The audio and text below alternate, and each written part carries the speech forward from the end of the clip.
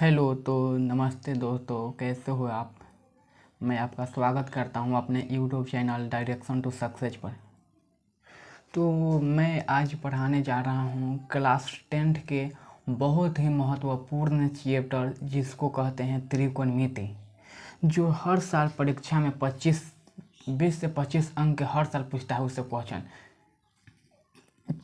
तो हम वही चैप्टर को आज पढ़ाने जा रहे हैं। त्रिकोणमिति को इस चैनल पर हम आज से लगभग एक आध महीना पहले त्रिकोणमिति के जितना भी सब्जेक्टिव क्वेश्चन है, 5 मार्क्स का क्वेश्चन है, वो सब बता चुके हैं। सिर्फ ऑब्जेक्टिव बताना था, इसलिए हम आज से इस चैनल पर क्लास 10th के त्रिकोणमिति का ऑब्जेक्टिव पढ़ाने जा रहे हैं। तो हम आज के लिए एक सीरीज ही ला दिए हैं जिसको नाम है, तो आज पढ़ाने जा रहे हैं 10th के त्रिकोणमिति MCQ यानी ऑब्जेक्टिव हम पढ़ाएंगे। एग्ज़ाम कब के लिए, जब जो बच्चा एग्ज़ाम 2027 में देना चाहते हैं उसके लिए इम्पोर्टेंट है, काफ़ी इम्पोर्टेंट है। तो इसलिए हम आज पढ़ाने जा रहे हैं ऑब्जेक्टिव। तो चलते हैं क्वेश्चन की ओर। सबसे पहले इस सीरीज चलेगा लगभग 10 दिन। त्रिकोणमिति के जितना भी VVI क्वेश्चन है, जितना भी क्वेश्चन बैंक के क्वेश्चन है, जितना भी मतलब कि आने के चांस है, उस सब क्वेश्चन को हम इस क्वेश्चन में बताएंगे। हम सब क्वेश्चन को बताएंगे। तो आज तो इस सीरीज चालू ही हुआ है, लगभग 10 दिन तक इस सीरीज चलते रहेगा जब तक कि त्रिकोणमिति का पूरा ऑब्जेक्टिव खत्म ना हो जाए। जब त्रिकोणमिति का पूरा ऑब्जेक्टिव खत्म हो जाएगा उसके अनुसार आगे मैं चैप्टर के ऑब्जेक्टिव कराते रहेंगे, उसके बाद सब्जेक्टिव कराएंगे, 2 अंक के क्वेश्चन कराएंगे, मतलब कि 2 अंक 5 अंक 1 अंक तीनों क्वेश्चन क्लास 10th के या क्लास 12th में हो, किसी भी में हो, आपको ऑब्जेक्टिव सब्जेक्टिव सब मिलेगा इस चैनल पर। तो आप लोग इस चैनल पर बने रहें। तो हम लोग चलते हैं क्वेश्चन की ओर। देखो क्वेश्चन है क्या, त्रिकोणमिति की MCQ क्वेश्चन है 2025 में, 2027 में विद्यार्थी एग्जाम देना चाहते हैं उसके लिए है। देखो टाइटल है कि दम है तो 7 में से 5 सही करके दिखाओ। यानी अगर आप लोग हमारे यहाँ या कहीं से भी अगर त्रिकोणमिति आप लोग पढ़ चुके हैं, ऑब्जेक्टिव सब्जेक्टिव सब बना चुके हैं, ओकर बावजूद भी अगर हम 7 क्वेश्चन आज बताएंगे और हम से अगर 5 क्वेश्चन आप लोग जवाब दे दिए तो समझो कि आप लोग को मैथ में 80 प्लस 85 प्लस कोई नहीं रोकेगा। सिर्फ 7 क्वेश्चन में से 5 क्वेश्चन का आप लोग जवाब देना है। इस सीरीज लगभग 10 दिन तक चलेगा। 10 दिन में 70 क्वेश्चन है, और में से 50 क्वेश्चन का आप लोग जवाब देना रहेगा। तो चलते हैं हम लोग क्वेश्चन की ओर। तो क्वेश्चन है पहला, ऑब्जेक्टिव क्वेश्चन है कि यदि साइन थीटा बराबर 3/5 हो तो कॉस थीटा का मान ज्ञात करें। कह रहा है कि साइन थीटा बराबर 3/5 हो तो कॉस थीटा का मान ज्ञात करें। तो चलते हम लोग मान ज्ञात करते हैं। तो सबसे पहले लिखेंगे कि यहाँ देखो क्या कह रहा है क्वेश्चन, तक कि साइन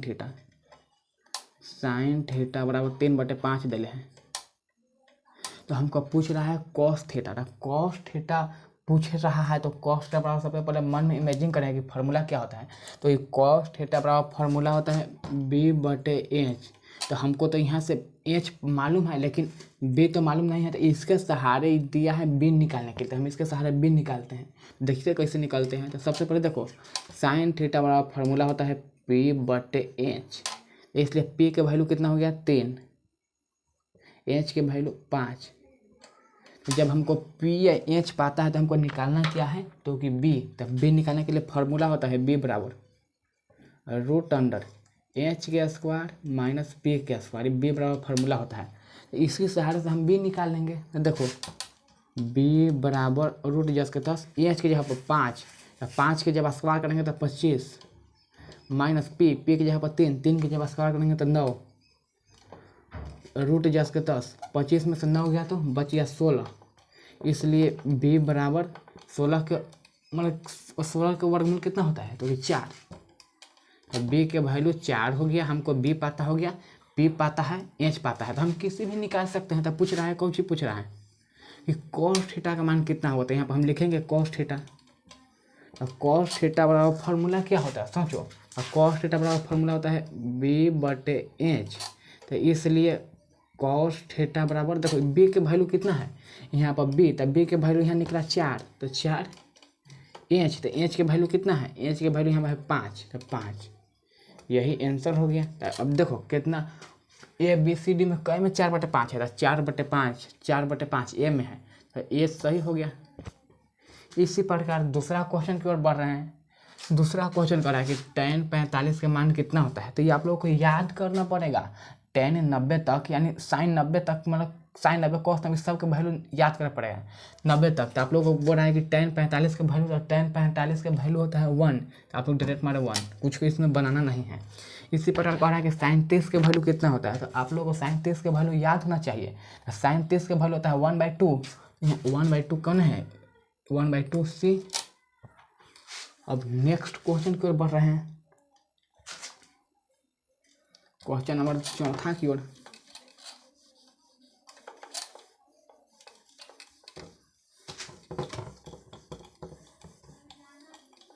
क्वेश्चन नंबर 4 क्या कह रहा है,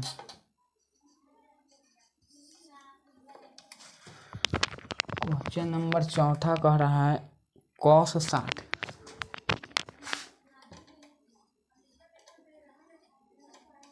60 प्लस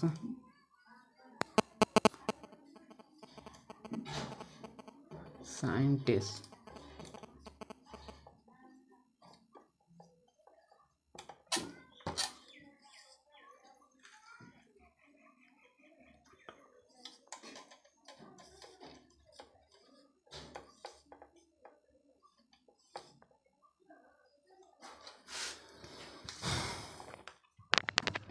देखो नेक्स्ट क्वेश्चन, चौथा क्वेश्चन कह क्या रहा है, तो चौथा क्वेश्चन कह रहा है कि cos 60 degree plus sin 30 degree के वैल्यू कितना होगा, एक मान कितना होगा। तो हम सबसे पहले इसको मान निकालते हैं, चलते हैं मान निकालते हैं, मान कितना होगा।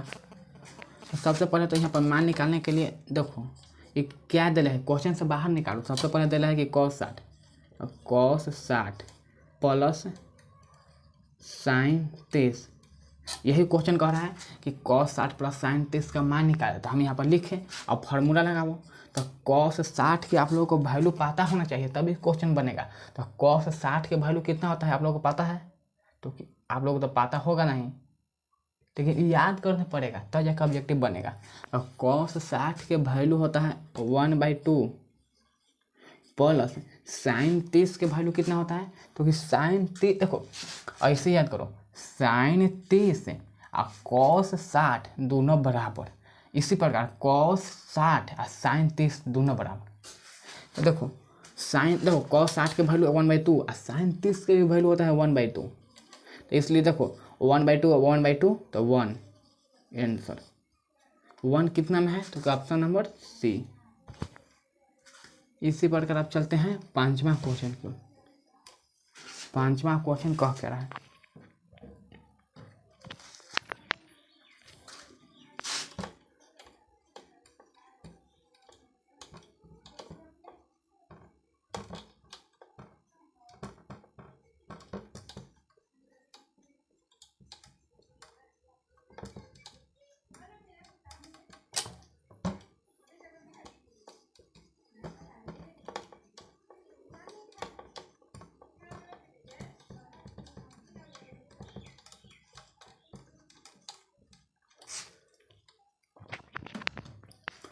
देखो ये क्वेश्चन रम से भी आई है, 100% चांस है एग्जाम 2027 में आने के लिए, पूरा गारंटी है मेरे तरफ से, पूरा फुल गारंटी है कि क्वेश्चन आएगा तो आएगा जैसे आवे।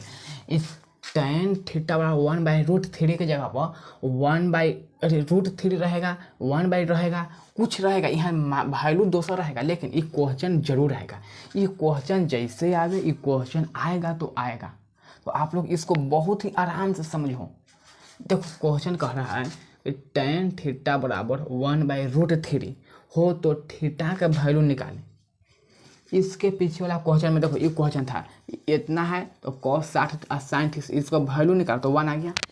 इसमें कह रहा है ना कि tan थीटा बराबर 1/√3 हम दे दिए, तो थीटा के वैल्यू कितना होगा, थीटा का वैल्यू हमको निकालो। और थीटा का वैल्यू निकालते हैं तो सबसे पहले कौन सी दिले है, tan थीटा लेते हैं, लिखो tan थीटा बराबर 1/√3 दिले हैं।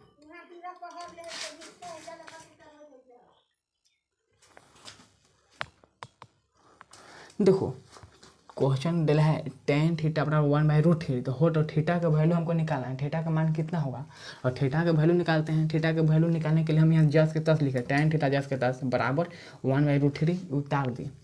अब देखो इसको तो हमको चेंज चांज नहीं करेंगे, इसलिए देखो इसको हम जस के तस लिखेंगे tan थीटा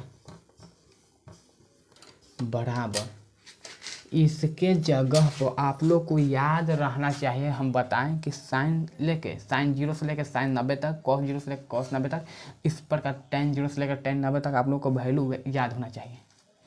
तो देखो अब सोचो कि हमको क्या में है, तो कि यहाँ है tan में, यहाँ है tan में, तो सोचो कि tan कितना के वैल्यू 1/√3 होता है।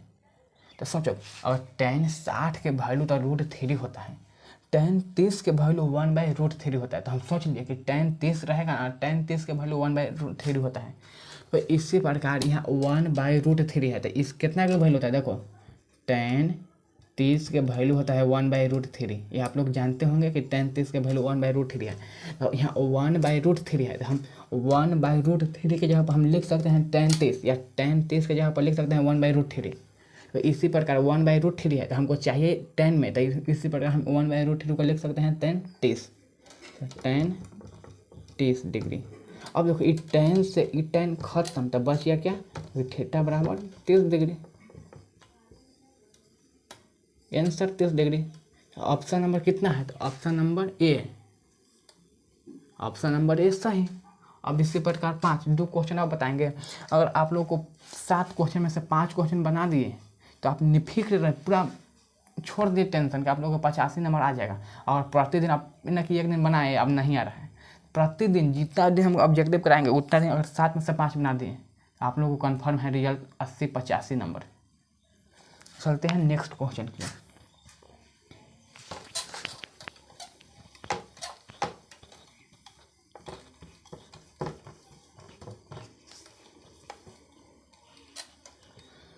क्वेश्चन नंबर 6,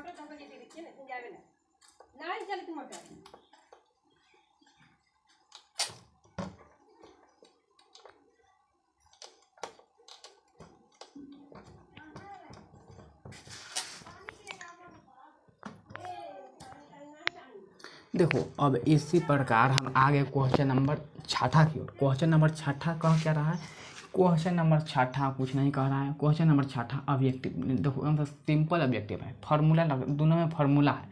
देखो एगो हम फार्मूला बताए थे, जब क्वेश्चन बता रहे थे 5 नंबर के 2 नंबर के, उस समय फार्मूला बताए थे कि देखो sine square theta plus cos square theta रहेगा, तो इसका वैल्यू 1 होता है। इसी प्रकार अगर sec square theta minus tan square theta रहेगा, इसका वैल्यू 1। देखो और sin square plus cos square दोनों प्लस में है, तो इसका वैल्यू 1 नहीं, लेकिन sec square minus tan square है, तो इसका वैल्यू 1। फिर है कॉसेक स्क्वायर है, कॉसेक स्क्वायर थीटा है माइनस कॉट स्क्वायर थीटा है, तो इसका भी वैल्यू 1 होता है। देखो तो यही क्वेश्चन कर रहा है कि sec square theta minus tan square theta का वैल्यू कितना होता है। तो देखो एक में sec square theta minus tan square theta का वैल्यू 1, तो यहाँ पर हो जाएगा 1।